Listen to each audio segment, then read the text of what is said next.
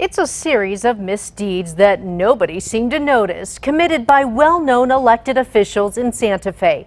But Larry Barker figured it out, and tonight, the results of his year-long News 13 investigation. It's a tale of blatant disregard for the law, high-ranking politicians, and stacks of fabricated documents.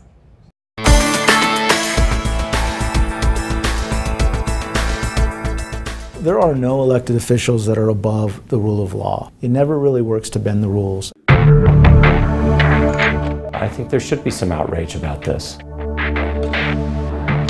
Commissioner, the problem is... There's no problem. You making up fake news? You trying that? Public Regulation Commissioner Pat Lyons is in a jam.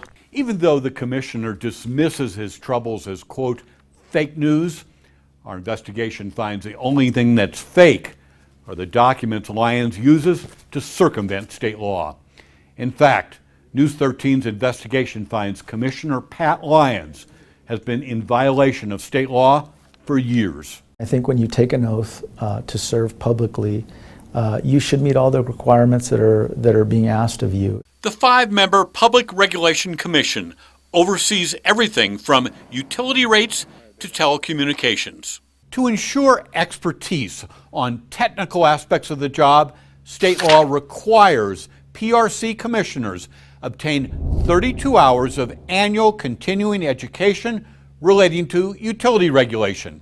Now, lawmakers deemed this requirement to be so important that, according to statute, any commissioner who fails to obtain the required education cannot collect their salary. Every member of the public who pays a monthly utility bill is directly impacted by the decisions that PRC commissioners make. Fred Nathan heads up the nonpartisan think tank, Think New Mexico. They have a right to expect, since they're taxpayers and paying the salaries of these commissioners, that they're properly trained to do their jobs. So consider Commissioner Patrick Lyons.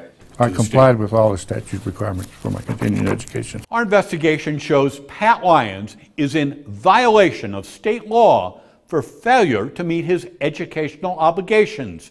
In fact, documents show the commissioner covered up his non-compliance by fabricating academic credentials. Now, every time you take an education course, you receive a certificate of completion, like this one, verifying attendance. Commissioner Lyons' file contains more than a dozen certificates. However, there's something fishy about these documents. Ernest Archuleta is Chief of Staff. Do they appear to be legitimate certificates? They don't appear to be legitimate. I believe that the certificates need to come from the endorsing organization. They're different from what other commissioners have submitted. Do you know who created those? No, I don't. These forms, the certificate of completion, where did these come from? Did you create this? Yes. Okay. These are your own forms. I created them. According to statute, commissioners receive credit only for educational classes endorsed by the National Association of Regulatory Utility Commissioners, or NARUC. However, in Commissioner Lyons' case, he ignored the statute by attending routine meetings, calling them continuing education, and then covering up the deception with bogus credentials. For example, when Lyons attended a conference in June, he awarded himself 20 hours of continuing ed credit. He gave himself 4.5 hours for sitting in on an Albuquerque energy symposium. And a Western Commissioners Conference? Well, Lyons said that's worth 12 hours of classroom credit. NARUC's executive director says routine meetings do not qualify for continuing education. Education is one of our core functions. Unless we have some kind of an agreement with that organization, we wouldn't recognize attendance at a meeting necessarily as being, from our perspective, continuing education. VALERIE ESPINOZA is a PRC commissioner. In terms of our educational requirements as required by the statute, I do not believe that meetings or conferences satisfy that statute. Now, Commissioner Lyons sits on the board of a regional energy conglomerate called Southwest Power Pool.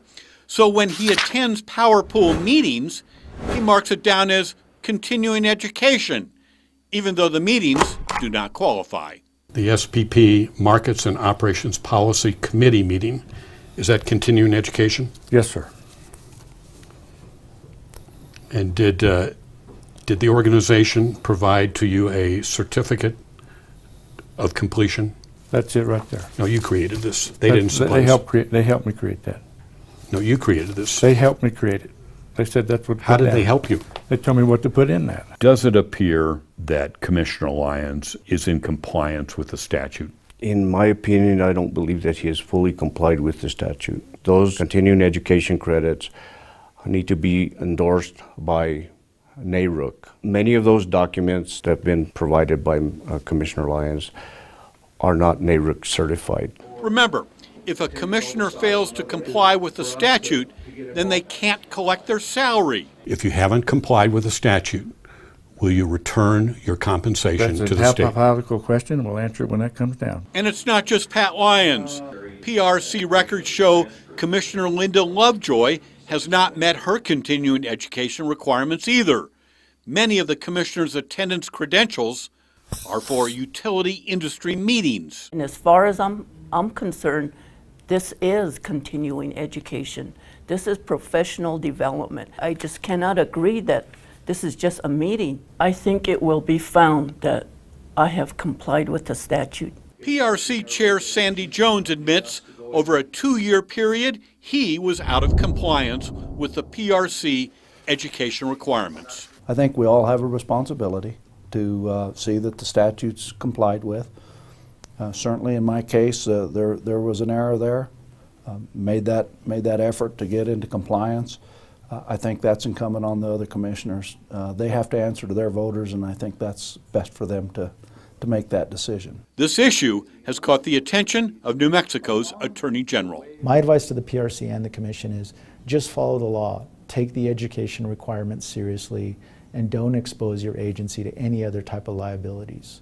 Learn from the past scandals. To anyone that pays a utility bill, who's a taxpayer, they have a right to expect that these PRC commissioners have the knowledge and training to do their jobs correctly. It's part of their job, Larry, and I think most adults everywhere in the world understand that if they don't fulfill the requirements for their job, they shouldn't be paid. And I don't see why the PRC should be any different. Larry Barker, KRQE, News 13. So, who has the authority to withhold a commissioner's salary if they fail to comply with the law? According to statute, it's up to the commissioners themselves. Sandy Jones and Linda Lovejoy were defeated in the primary election. Term limits kept Commissioner Lyons from running for re-election. Instead, he ran for land commissioner and lost.